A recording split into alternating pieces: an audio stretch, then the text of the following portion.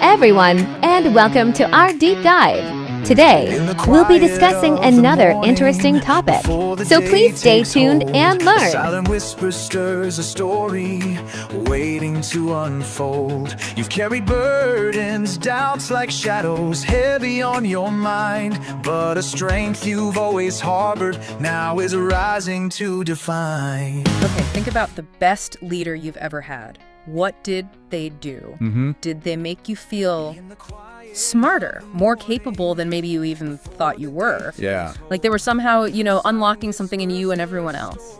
And then contrast that with, the opposite experience, right? Yep. Maybe a leader who meant well, Sure. but somehow managed to kind of dim the lights, unintentionally shutting down good ideas or making people feel like they had to, shrink instead of grow.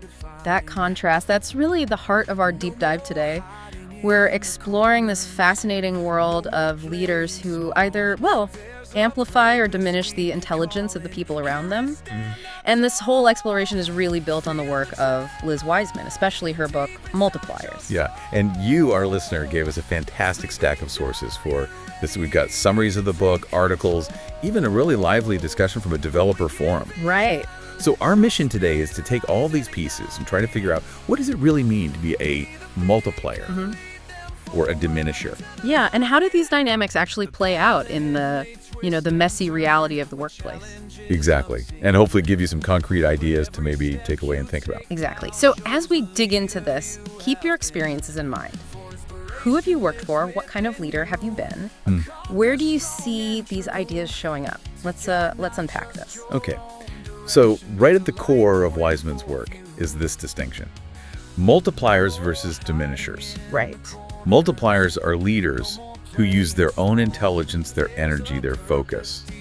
Not to be the only smart person in the room, but to actually amplify the intelligence and capabilities of everyone else. They're kind of genius makers in a way. Okay, so they're not necessarily the smartest person individually, Not always, no. but they make the whole group smarter. Precisely. They operate from this assumption that intelligence and capability are pretty common, not rare. And crucially, they believe people can grow and improve. So their default is sort of, how can I create an environment where everyone's best thinking comes out and, develops? And diminishers then, what's their angle? Well, diminishers operate from a different place. They often believe intelligence is rare. Okay. And, guess what? They tend to see themselves as one of the few who actually have it. Right. So their instinct is to rely heavily on their own smarts, take charge, and often kind of inadvertently shut down other people's contributions because they assume they need to compensate for, a lack of capability on the team. Wow. Okay. That assumption alone just changes everything about how they lead, doesn't it? Totally. And the impact. Is it really that different between the two? Oh, the research is pretty stark, actually.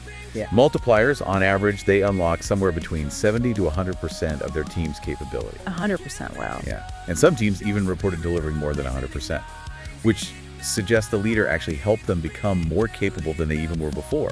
That's incredible. Like finding hidden gears or something. Exactly. Now compare that to diminishers. They typically access only like 20 to 50% of their team's capability. 20 to 50. That's less than half. Way less. And just for perspective, the average manager, kind of the middle ground, accesses around 66%. So diminishers are getting significantly less than even average managers. And like you said, less than half of what multipliers get. Thinking about that in terms of a team's potential or even just salaries, I mean, that's a massive cost, right? All that wasted human capital under a diminishing leader. It really is. It's like having this, high performance engine, but you only ever put it in second gear. Right. Now, it's really key to remember, this isn't totally black and white. Nobody's a perfect multiplier or a complete diminisher all the time. Sure, it's a spectrum. Exactly. It's a spectrum. And we probably all have tendencies on both sides, depending on the situation. Maybe stress levels. Makes sense. The goal is really awareness, and then intentionally shifting your behaviors towards the multiplier side. Okay, so if you want to shift, what does a multiplier actually do? What are their key practices? The sources mention, I think, 5 distinct disciplines. Yeah, 5 key disciplines. The first one is being a talent magnet. Talent magnet. Okay, not an empire builder. Exactly. That's the contrast Wiseman uses. Empire builders tend to kind of hoard resources and talent, keeping people close and often underutilized. Right.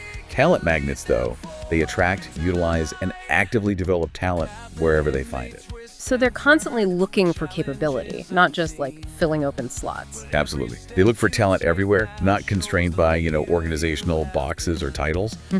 And a key practice is finding people's native genius, that thing they do naturally, easily, almost without thinking, Yeah. that they genuinely enjoy and are good at. They spot it, they name it, they label it for the person, and then they actively work to utilize that person fully.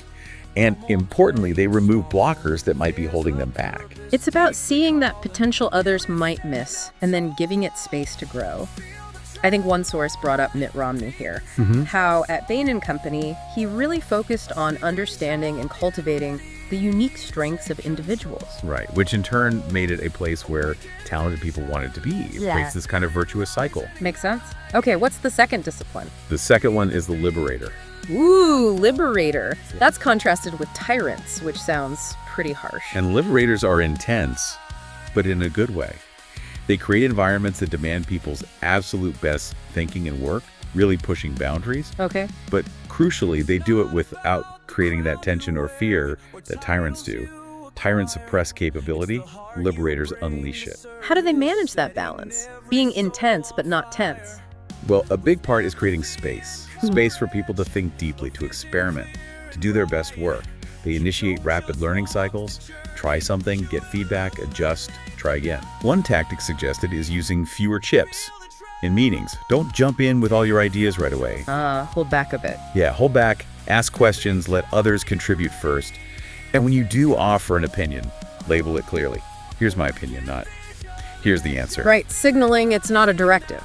Exactly. And maybe most importantly, talk openly about your own mistakes. Make it safe for others to stumble and learn. So it's kind of psychological safety combined with really high expectations. Precisely. Like that example of Robert Enslin at SAP, who apparently stayed incredibly composed during crises. He maintained that focused, intense environment, but his team felt secure enough to innovate even under pressure. High standards, low fear. Got it. Okay, discipline number 3. Number 3 is the challenger. And this is the opposite of the know-it-all. Right. Know-it-alls tend to share what they know, which can inadvertently signal that others don't need to figure things out themselves. Okay. Challengers do the opposite. They stretch people beyond what they already know how to do. They stimulate curiosity and growth. How do they start that? How do they initiate that stretch? Well, they often seed opportunity. They might provide a starting point, an intriguing question, something to get the ball rolling. Then they lay down the challenge, clearly defining a big, often audacious goal that forces people to think differently. Okay, a big ask. A big ask, yeah. But then, and this is key, they generate belief. They work with the team to co-create a path, to help them see how they might actually achieve that challenging goal.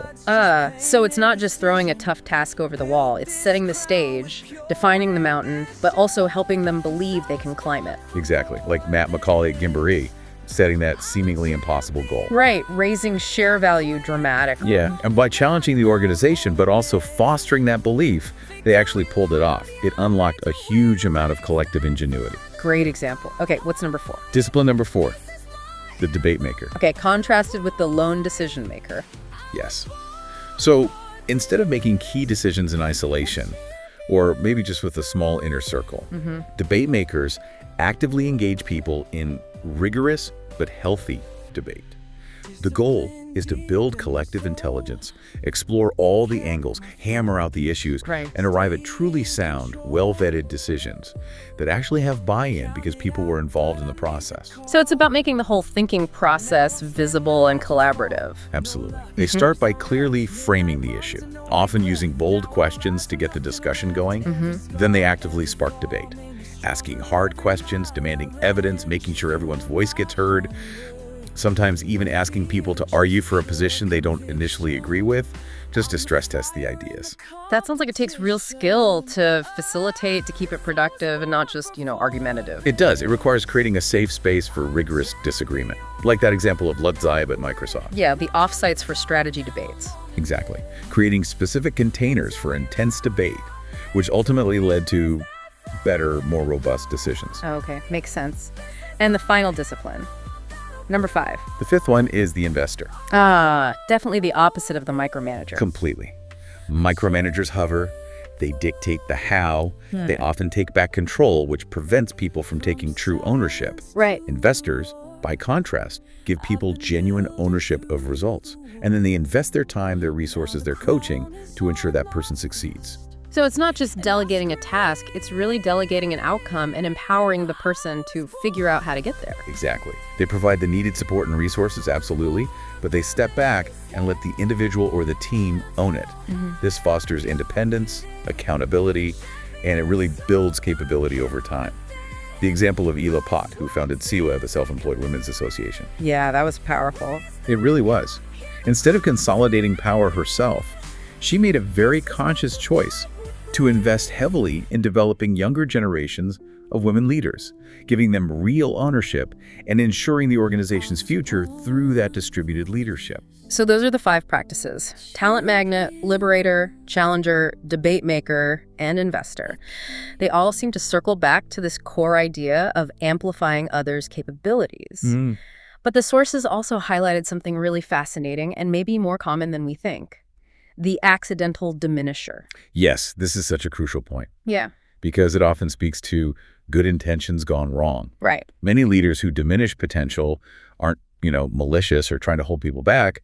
They genuinely want to help contribute, be effective leaders. Sure. But their behaviors inadvertently end up shutting others down or making them feel less capable. Okay, let's run through some of these types, because I bet people listening will recognize either themselves or maybe someone they've worked with. Yeah, probably. First up, the idea fountain. Ah, yes, the leader just bursting with creativity and ideas. Their intention is often great to inspire, provide options, spark thinking. Sounds good on paper. Right.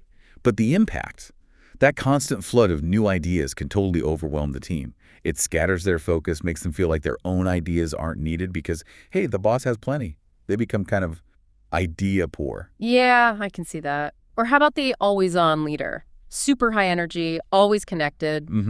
Their intention is probably to show dedication, set a positive, energetic example. Well, for the team. It can feel paralyzing. Like there's no space left for anyone else's energy or contribution. You just end up watching them buzz around. You become a spectator. Okay. Then you have the rescuer. Oh, yeah. This leader genuinely wants the team to succeed and, importantly, avoid failure. So the moment someone hits a snag or struggles, They swoop in. they swoop in and fix it. The team gets rescued, sure. The problem goes away, but they lose that critical opportunity to wrestle with the problem themselves, to figure it out, to learn from the struggle. They're basically starved of the learning process. Oh, I've definitely seen and maybe even been the pace setter. Leading by example, working incredibly fast, setting maybe impossibly high personal standards, hoping the team will just follow suit. The intent is inspiration. Look how it's done. Right. But the reality is often a team that just can't keep up. They watch the pace setter zoom ahead, and eventually they might just stop trying, feeling like they're not really needed because the leader's going to do it faster and better anyway. It's very similar to the rapid responder. This is the leader who prides themselves on quick answers, fast action. Efficiency. Efficiency is the goal, yeah. But what it does is it teaches the team to just wait. Why bother thinking it through or trying to solve it when you know the leader will give you the answer in 30 seconds if you just ask? It breeds dependence and, frankly, apathy. Okay, what about the optimist? Being positive, believing in people, that sounds like a good thing, right? It does sound good. And optimism can be great, but an accidental optimist can be diminishing if they consistently gloss over real challenges or difficulties. Their intention is encouragement. We can do it. But by not acknowledging the genuine struggles or roadblocks, they can actually harm morale when things inevitably get tough. People end up feeling misunderstood or unheard. Yeah, like their reality isn't being acknowledged, and the perfectionist, aiming for high quality is good, surely. Of course, quality is important, but the accidental perfectionist focuses so intensely on flawless execution that they might nitpick constantly, always find fault, demand endless revisions on minor things. The intention is high standards, but the impact is often disengagement. People stop taking risks, stop trying new things, stop offering ideas because they're afraid of making even a small mistake, which they know will be jumped on. Okay, the strategist. Don't you want a leader with a clear vision? Absolutely. Vision is critical. But an accidental strategist might articulate this brilliant, compelling vision, but do it in a way that leaves no room for the team to figure out how to get there. Ah, they provide the destination and the exact map. Exactly. Their focus on the big picture is so complete, it doesn't allow the team to engage intellectually, to debate the path, to build the very strategic muscles needed to actually make that vision a reality. They just execute the leader's plan. And finally, the protector. Shielding the team from, say, difficult stakeholders or messy organizational politics. That sounds helpful. The intention is good. Protect the team from distractions or unpleasantness. Right. But the diminishing impact is that it removes accountability and, crucially, prevents the team from learning how to navigate those complex relationships and challenges themselves. They become dependent and maybe lack resilience when things get tough later. Wow. It really sounds like so many of these stem from a genuine desire to be helpful or effective, but they're executed in a way that keeps the leader at the center, doing the heavy lifting or the thinking, and it inadvertently pushes everyone else to the sidelines. That's a great way to put it. And I remember the source mentioning John C. Maxwell, the leadership guru, recognizing his own accidental diminisher tendencies. He realized his involvement in certain areas was actually hindering his CEO and the team, and he had to consciously step back. That takes some serious self-awareness. It really does. Which leads to the good news, right? The sources suggest these multiplier practices can be learned. You're not, like, doomed to be an accidental diminisher forever. Exactly. It's definitely learnable. So what's the path? How do you start? The sources laid out a kind of 3-step journey. First was resonance. Yeah, resonance is about self-awareness. It starts with reflecting on your own history, thinking about the multipliers you've worked for, the diminishers you've worked for. What did those experiences feel like? What do they teach you? Okay, connecting with the concepts personally. Then step 2, realization. Realization is turning that lens inward. Honestly assessing your own leadership practices. Yeah. How do you show up? Yeah. Where might you be exhibiting some of those accidental diminisher tendencies we just talked about? This often requires actively seeking feedback from your team, from peers, from your own boss, and being genuinely open to hearing it, even if it's, a bit tough to swallow. Right. And the third step, resolve. Resolve is the commitment. It's having that strong, genuine desire to change and improve. And recognizing this isn't like a quick fix, okay, I'll be a multiplier tomorrow. It requires sustained effort, intentional practice, trying new things. And to maybe speed that up, the sources had a few ideas, like digging into your own assumptions about people's capabilities. Yeah, challenging yourself. Do you really believe people are naturally capable and want to contribute their best? Assessing your current practices. What weaknesses do you need to consciously neutralize? What strengths could you leverage in a more multiplier-like way? And then running small experiments. Try a new behavior, see how it lands, and actively, constantly ask for feedback. How did that work when I stepped back in that meeting? Right. And being prepared for setbacks because it's a learning curve. Absolutely. Yeah. And a really simple starting point that was recommended is just intentionally doing less. Doing less. Yeah. Less talking, less answering questions immediately, less rescuing people, less trying to convince everyone of your idea. Just create that vacuum, that space for others to step into. Okay, that makes sense. But what if you're on the other side of the equation? What if you were working for a diminisher right now? That sounds like a really tough spot. It absolutely is, and the sources don't sugarcoat that. They acknowledge it's challenging. But they also said diminishing isn't inevitable for you in that situation. Right. It's not always personal about you, and you actually have more agency than you might think. You're not just a passive recipient. Okay. They mentioned you could multiply your way out or even lead your leader. How would you even begin to do that? Sounds tricky. It can be. Well, first, there are some defensive strategies, kind of protecting your own space and energy. Like what? Like consciously trying to turn down the volume on their negativity or criticism, not letting it overwhelm you, strengthening your connections with supportive colleagues who are more enabling. Sometimes just physically or mentally retreating and regrouping instead of getting drawn into escalating negative dynamics. Sending clear signals to assure your boss you've got things under control, maybe through proactive updates to reduce their impulse to jump in or micromanage. Okay. And asserting your capability, maybe by asking for the why behind a directive, seeking broader goals to show you can handle the bigger picture, not just follow prescriptive steps. Or, as the sources realistically pointed out, sometimes the best strategy is to just find a new boss, a place that's a better fit. That's definitely an option on the table. Yeah. But before jumping to that, there's this proactive approach they call multiplying up. Multiplying up. Yeah, actively trying to bring out the potential multiplier traits in your leader, even if they have strong diminisher tendencies. Well, you can try to exploit their strengths. Find ways to leverage what they're actually good at, align with that. Give them a kind of user's guide for you. A user's guide? Yeah, communicate clearly how you work best. What information helps you succeed? When do you need input versus space? Help them understand how to get the best from you, rather than just reacting to their default style. So instead of just resenting their style, you're kind of coaching them on how to manage you effectively. Exactly. And listen to them, even to criticism, with an ear towards learning something, rather than just getting defensive. Admit your own mistakes openly. Share what you learn. That models the behavior you want to see and shows you're capable of self-correction. Sign up for stretch opportunities proactively, demonstrating your initiative and capability. And find ways to invite them into your work, but in structured, positive ways, maybe asking for specific input at key points, rather than just trying to avoid them altogether. It sounds like a lot of this involves subtly shifting the dynamic by changing your own response and behavior, almost like modeling multiplier traits upwards. It really does. Yeah. You could also try planting seeds of multiplier behavior. Assume positive intent from your leader, even if their impact is negative.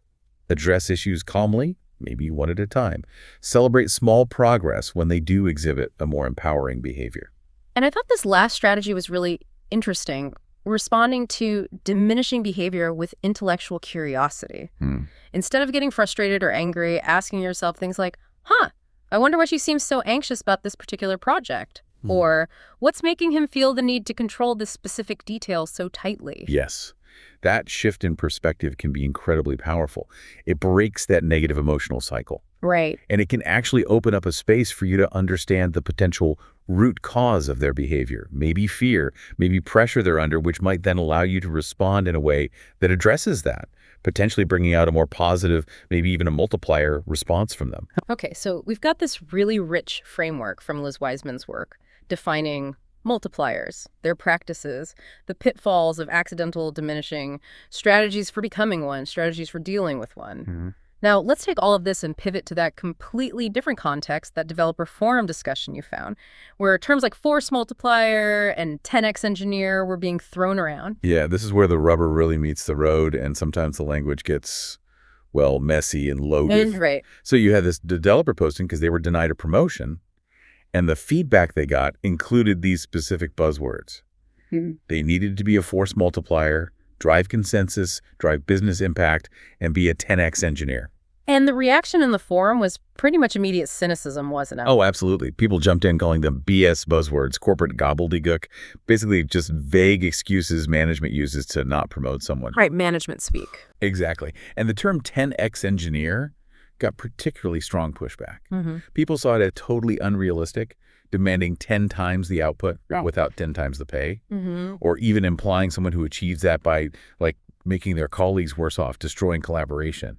It really highlights how language that might be intended to describe high-level impact can sound hollow or even manipulative when it's used poorly or without clear, concrete examples. But if we kind of loop back to the Wizeman framework we've been discussing, we can sort of see where those terms might have originated, right? Even if they were badly articulated in that specific feedback, for sure, like force multiplier in that context. It really sounds like they were trying to describe exactly what Wizeman talks about, having a multiplicative impact on the whole team, making others better and more productive. Right. That's the charitable interpretation, aligning with a multiplier idea and driving consensus. Again, the cynical take in the forum was that it just meant navigating office politics or winning arguments. But in the multiplier framework, you can see the connection to the debate maker. The idea of engaging people effectively to build collective intelligence and get genuine buy-in for decisions. Okay. And driving business impact. Well, that was seen as needing to focus on high-visibility projects that clearly align with company goals. The cynical advice that came up was stuff like, don't waste time on tech debt, because management doesn't understand it or value it. Focus only on what gets noticed by the business side. Pretty much. And even that highly contested 10x engineer term. Some people in the forum tried to reinterpret it more constructively. How so? Not necessarily about being 10 times faster at coding personally, but having a 10x impact on the team's overall productivity. So multiplicative again. Exactly. Through things like mentoring junior developers effectively, improving team processes, building reusable tools, facilitating better collaboration, things that lift the entire team's output. So it feels like the underlying ideas the feedback was trying to convey weren't necessarily wrong, maybe. They just got completely lost or corrupted because they used these vague, charged buzzwords. That seems very likely. And what was fascinating was that amidst all the complaints about the buzzwords, the practical advice people offered in the forum often sounded exactly like multiplier behaviors, just using plainer language. Right. What kind of things were they suggesting? Things like learn how to delegate effectively, figure out how to influence colleagues even when you don't have direct authority, spend time mentoring junior developers, improve the team's workflows, better code reviews, documentation, automation, build strong relationships and trust across teams, learn the soft skills, psychology, focus your efforts on projects that have a clear, demonstrable business value. Those are all essentially multiplier actions, just described differently. Totally. It felt like the developers understood the kinds of behaviors that lead to greater impact and often advancement, but they just deeply resented the vague, corporate speak way it was communicated to them. Yeah. And that there was also this really strong undercurrent in the forum, wasn't there? That trying to climb the ladder internally by deciphering these buzzwords was often way harder than just jumping ship to a new company where you could potentially negotiate a higher title and salary right off the bat. Maybe even, rebrand yourself on your resume. That tension was palpable. Yeah. The ideal of genuinely becoming a leader who amplifies others versus the cynical reality that these terms are sometimes perceived as gatekeeping mechanisms, or that internal growth isn't actually supported or rewarded transparently. Yeah.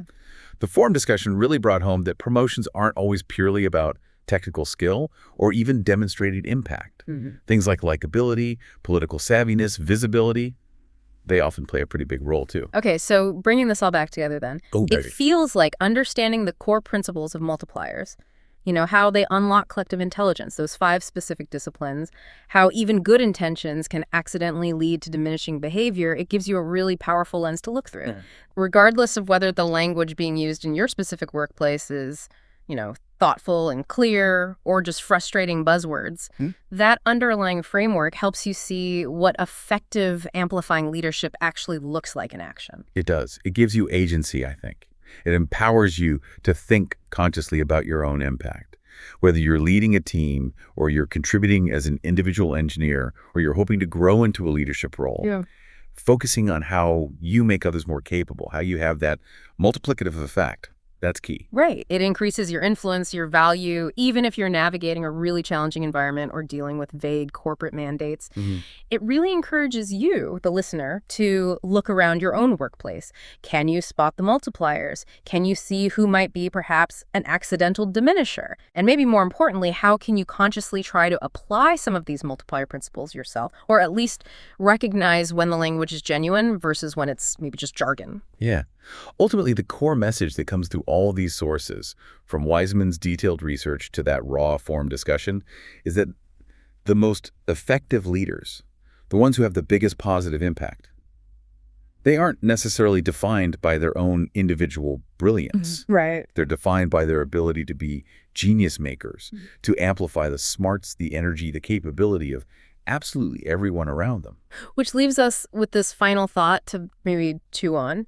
We've talked about the ideal, right, being a multiplier, making everyone on your team better, more capable. And we also saw the real-world perspective from the developer forum, where terms like force multiplier and 10x engineer felt like empty buzzwords, maybe even signals of a system that wasn't really set up to support genuine team growth. Yeah, that disconnect. So the question is it truly possible to be a powerful force multiplier yourself, someone who genuinely amplifies the capability of your team? If the organizational environment itself, maybe through its culture, its promotion processes, even just its vague language around what growth looks like, is fundamentally limiting the very people you're trying to multiply, can individual multiplier efforts overcome a diminishing system?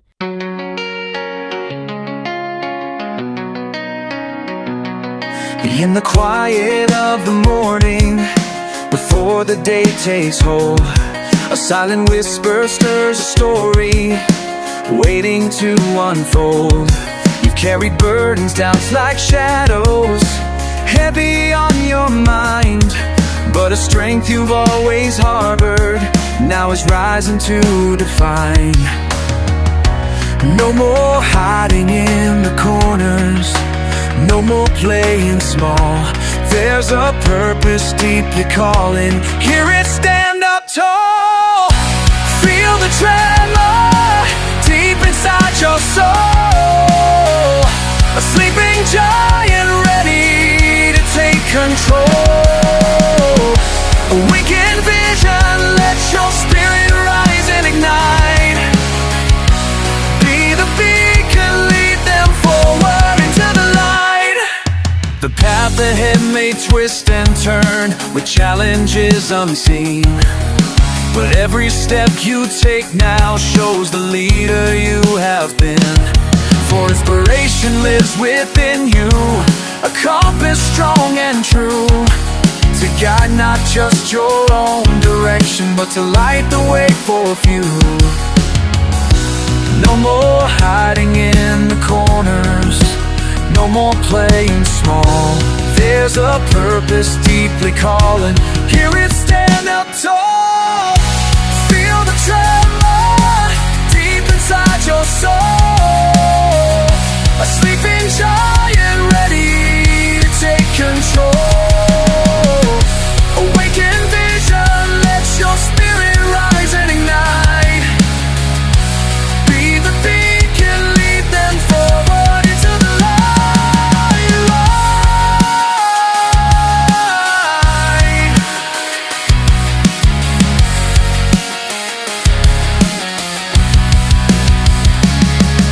It's not about the crown you wear or titles you acquire. It's the heart you bring to service, setting every soul on fire. With empathy and courage, a vision clear and bright, you don't just walk the journey, you illuminate the night. Feel the tremor deep inside your soul. A sleeping giant ready to take control. Awaken vision, let your spirit rise and ignite. Ignite the beacon, lead them forward into the light, into the light. The leader in you rising, guiding them forward into the light.